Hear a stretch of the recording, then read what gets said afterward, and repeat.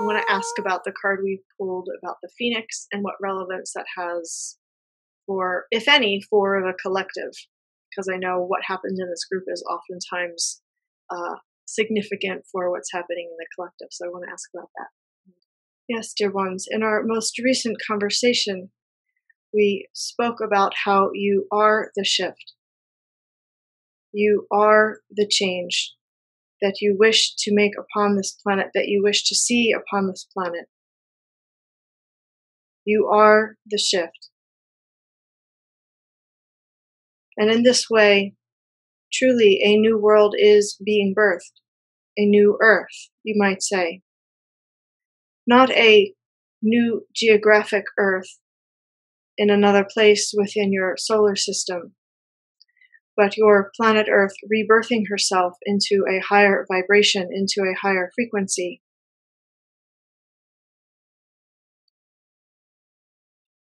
And in order to be rebirthed into a higher frequency, those things of lower frequency must perish.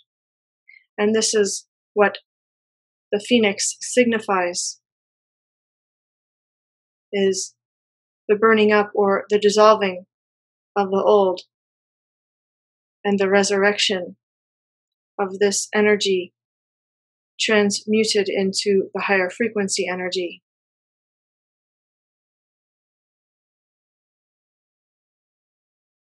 Yes, we are still working with the ease and grace timeline.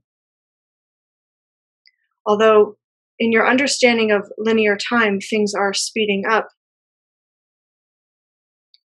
there is still much orchestration within the light realm, humans included, to ease the path so that things such as financial collapse, government collapse, is more of a transition rather than a collapse. Is this a guaranteed timeline? No, it is not. But this is what many beings are working towards. And for those of you who hold the intentions of this ease and grace timeline, it is greatly contributing to more ease and grace for the collective.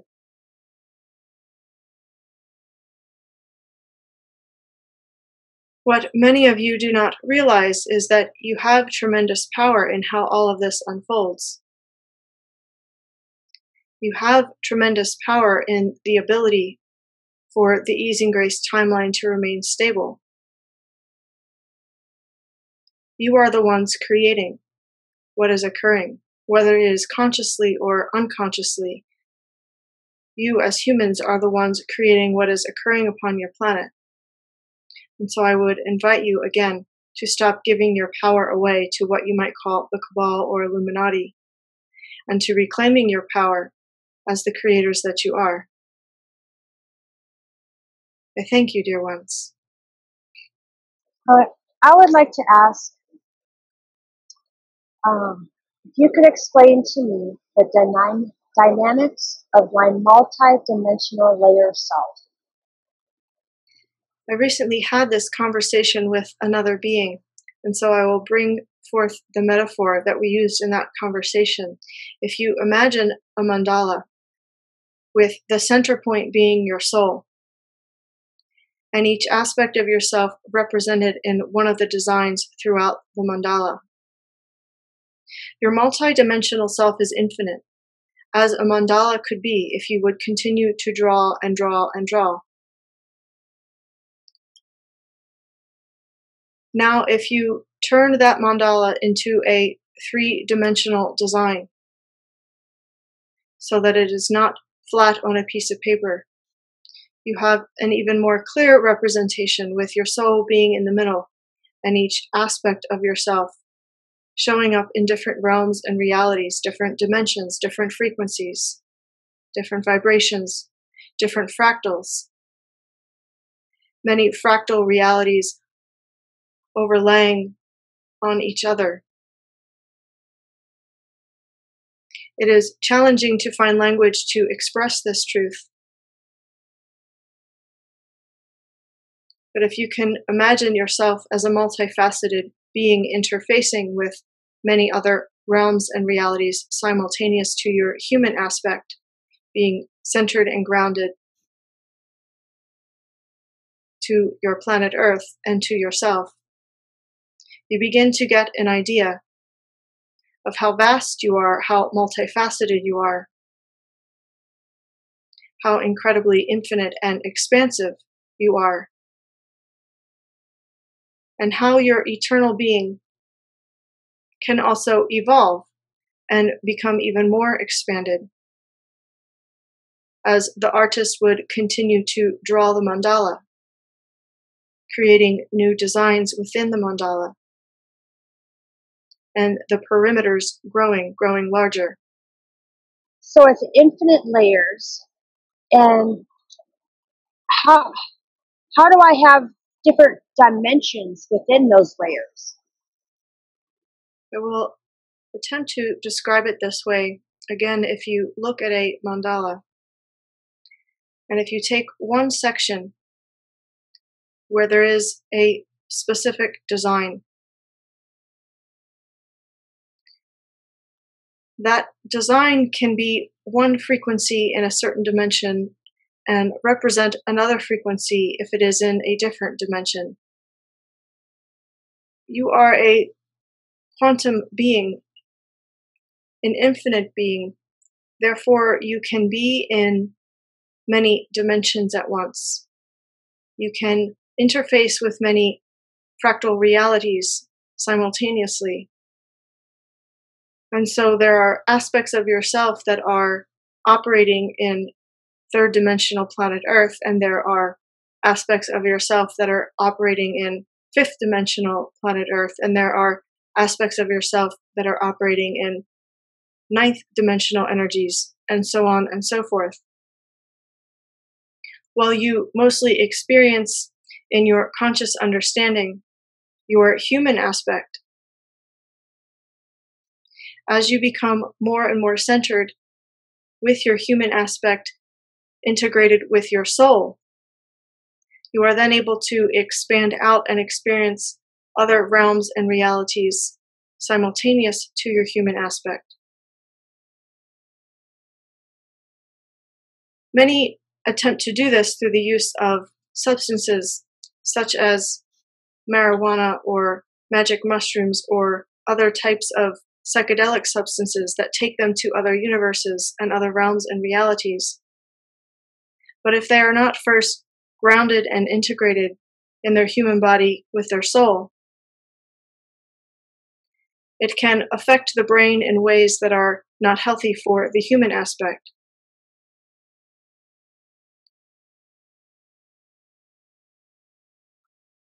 And so if you want to have an understanding of how you can be in other dimensions or experience other dimensions while in the human body, it is important to first do the work to integrate the human body with your soul. Explain the first creation of Earth, the first species of Earth.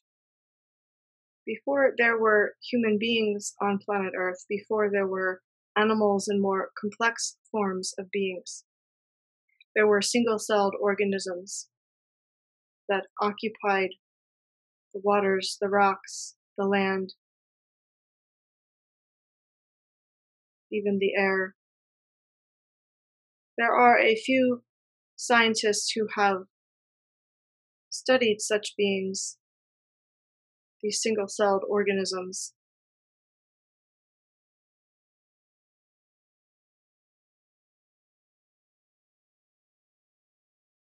But they are not popular in your biology books or in your science books. They were of limited intelligence compared to the human mind or even the animal mind.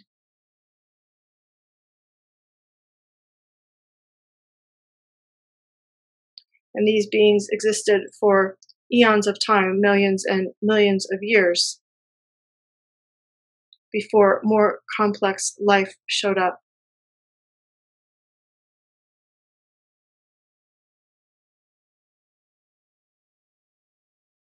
The beings of more complexity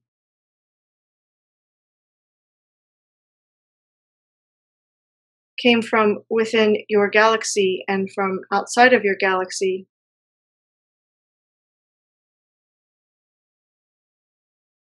to harvest minerals and precious metals from your planet. And when they arrived here, they realized there was much greater value.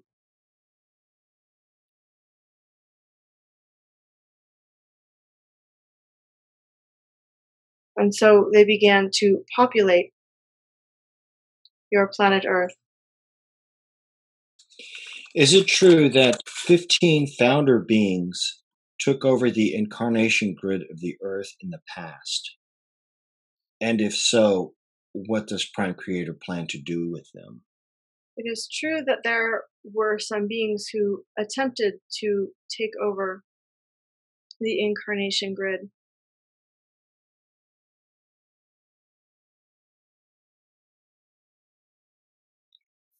But because of universal law, they were only able to do so much. What they were able to do was to create much illusion, to confuse beings and souls. But they were never truly able to take over. They used many distraction methods and bending of the light to attempt to manipulate the grid. And so, in some perceptions, indeed, it looked as if they had taken over the grid. But they were never truly able to execute their full plan. They were only able to use much distraction and illusion to make it look like they were successful in their intentions. It was asked, what do I plan to do with these beings? That is not the way it works, dear ones. For these beings create their own karma. And those energies will take care of themselves. I am not a judge, nor a punisher, nor a rewarder. That is not my role.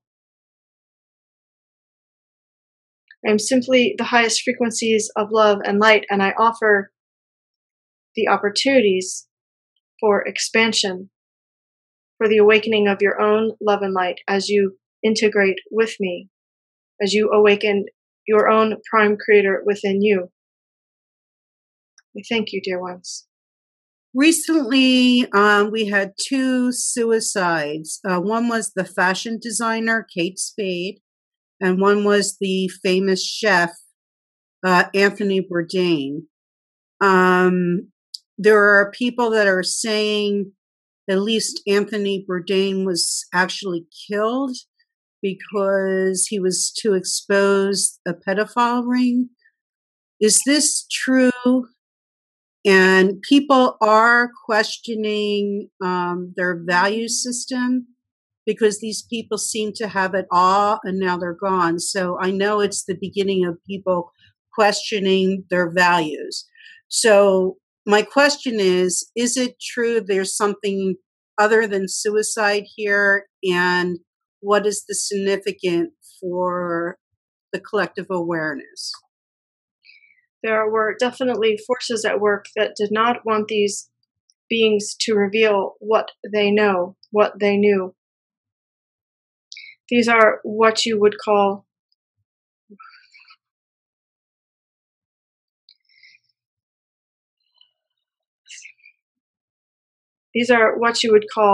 framed suicides, made to look as if these beings committed suicide. The way it is serving the light, it is having people question their belief systems and values. Yes, people are beginning to ask themselves, what is it really all about? people who would not normally ask themselves these types of questions. And so it is serving the awakening in this way. This channel is asking if the light workers can do anything to protect those still alive that hold this information. What I would say is each light worker can work with their own understandings and matrix of safety. For as each being creates their grids and matrices of safety within their own selves, templates are created for those who may be in danger's way. Much fear can be created from circumstances such as this. And the dark that would like to instill the programs of fear within you can use these circumstances to have you buy into being fearful. But dear ones, your power lies within your own ability to know that you are safe. When you can establish this knowing within your own beings, you together create a sort of safety grid, much like the light grid that surrounds your planet. Each being who establishes the knowing of safety within them contributes to an entire grid of safety. And then those beings that are in the way of peril can tap into the grid of safety and receive that knowing for themselves as well. For the dark gains their power when a being is fearful. But when a being knows themselves as safe, it is a code that they cannot crack. Will cryptocurrencies be accepted as a viable form of exchange worldwide within the next couple of years, or will it be blocked?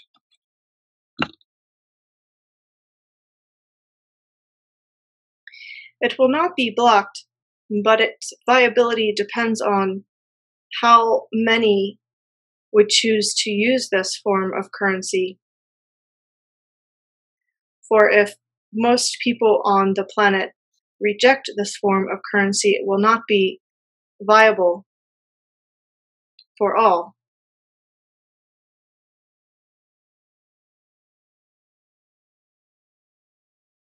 It is too well established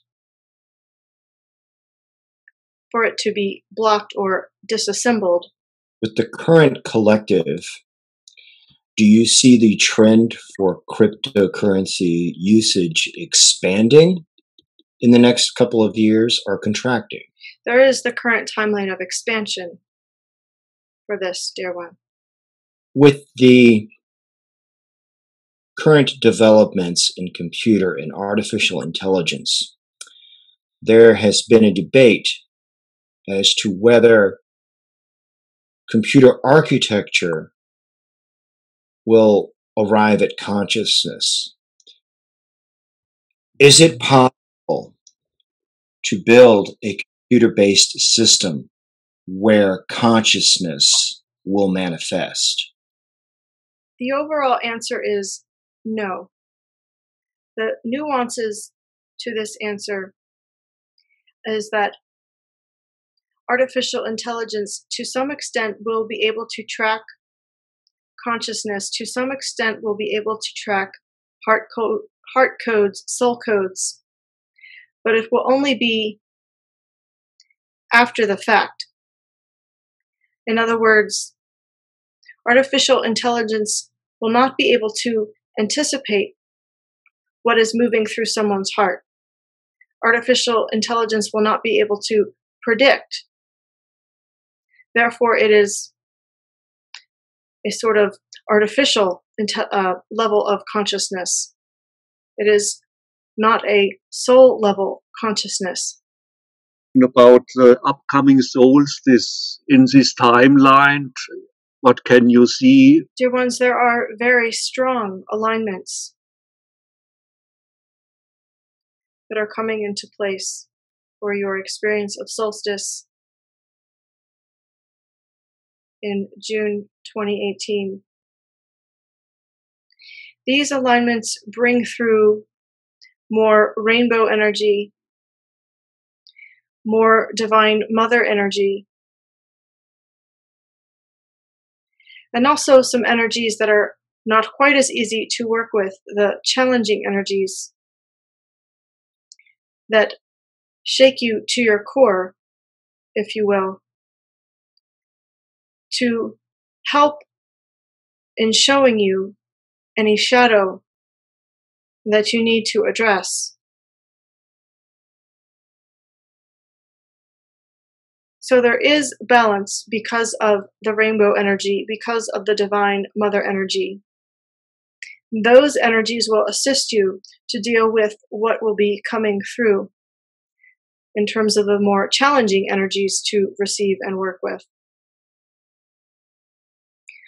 They are all energies of the love and light waves.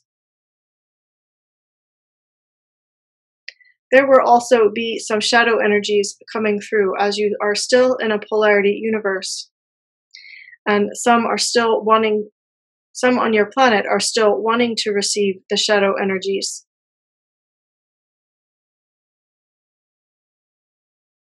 But the love and light energies will outweigh, so to speak, the shadow energies.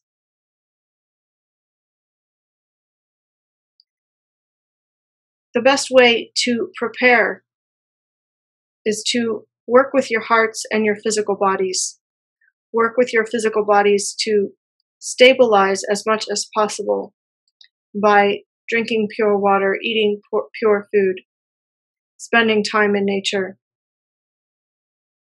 and working with your hearts to expand, to open, to remember more of yourself, and to receive more of yourself. For in truth, these love and light energies are assisting you in doing this, helping you remember more and more of who you are, helping you receive more of who you are. It is less about receiving and integrating these external light wave energies and more about receiving and integrating more of you. And so while these energies may feel quite intense to some, the key here to navigate is to work with opening your heart and receiving more of yourself, and work with stabilizing the physical body through high frequency nutrition and nature. This will also help to stabilize the emotional body as well.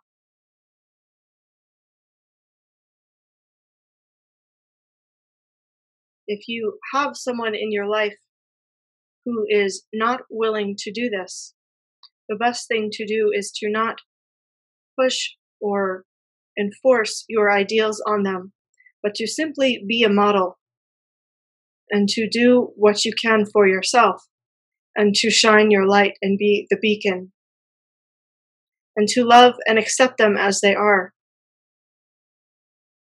If they are open to hear what you have to say, indeed, you can share what you know to be helpful.